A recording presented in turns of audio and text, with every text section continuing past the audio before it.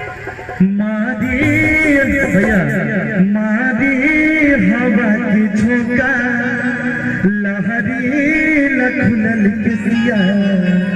खुद फूल बन गईल बा खुशबू से भरल दिया हे ला ला ला हे ला ला ला मारी हवा की झोंका लहरी लखनल किसिया खुद फूल बन गईल बा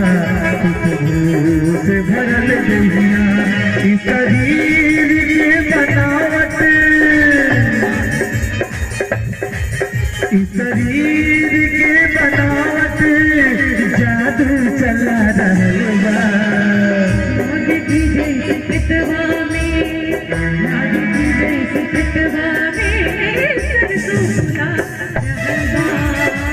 लागती जैसे पितवा में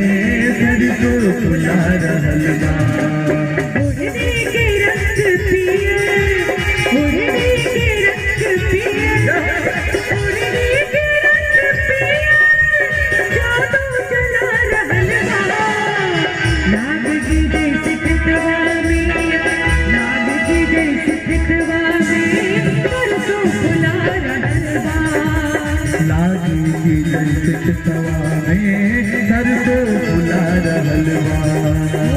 लागी जैसे पितवा में सरसों फुला रहल बा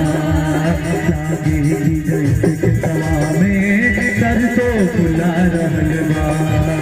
लागी जैसे पितवा में सरसों फुला रहल बा। लीजिए